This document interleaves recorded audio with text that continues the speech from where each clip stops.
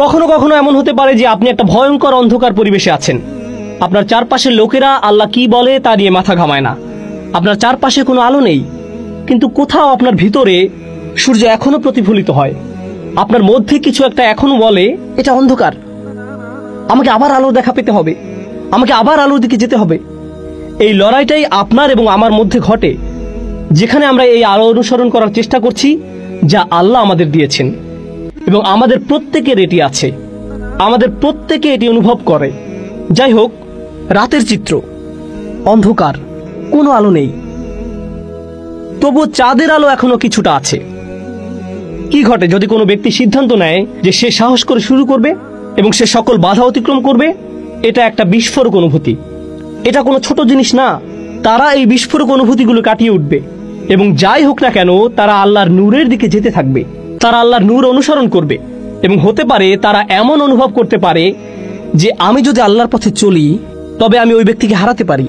লোকেরা আমার সাথে খুশি নাও হতে পারে। আমি কিভাবে এই সমস্ত চাহিদা পূরণ করব যদি আমি আল্লাহর পথে চলি? অথবা মনে হয় না যে আল্লাহর রাস্তায় চললে সেটা আমাকে সন্তুষ্টি দিতে পারবে, কিন্তু অন্য উপায়গুলো আমাকে তাৎক্ষণিক সন্তুষ্টি দিচ্ছে। শয়তান এটাই চায়। শয়তান বলে আমার পথ অনুসরণ করো, আমি এখনই তোমার জন্য এই শর্তগুলো পূরণ করব। আল্লাহ বলেন আমার পথে চলো। হয়তো এখনই এটি অনুভব করা যাবে না, তবে আমি বলছি যে এটিই তোমার পক্ষে ভালো। আমি তোমাদের চাহিদা পূরণ করব, কারণ আল্লাহ আমাদেরকে এইসব চাহিদা পূরণ না করার জন্য দেননি। তিনি আসলে তা আমাদের জন্য পূরণ করতে চান আশীর্বাদের সাথে, এমন ভাবে নয় যেটি অভিশপ্ত। হতে পারে যে আপনি এখনই ভালো বোধ করছেন, কিন্তু হয়তো সেটা আপনার জীবনে ধ্বংস নিয়ে আসবে। নিজের সাথে এটা করবেন না। আমারও নিজের সাথে এমনটা করা উচিত না। এমন রাস্তা বের করুন যা আপনার জীবনে আরো বেশি আলো নিয়ে আসবে। আর যখন আমরা এটি করব না, তখন কি ঘটবে? তখন শেষ পর্যন্ত মানুষের মনে হয় যে তারা শান্তিতে নেই।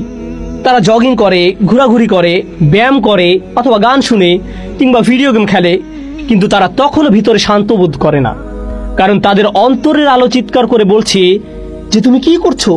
আল্লাহ বলেন ইয়া আইয়ুহান নাফসুল মুতমাইন্নাহ, আত্মা অবশেষে শান্ত হয় যখন আমাকে তোমার সাথে কথা বলতে দাও।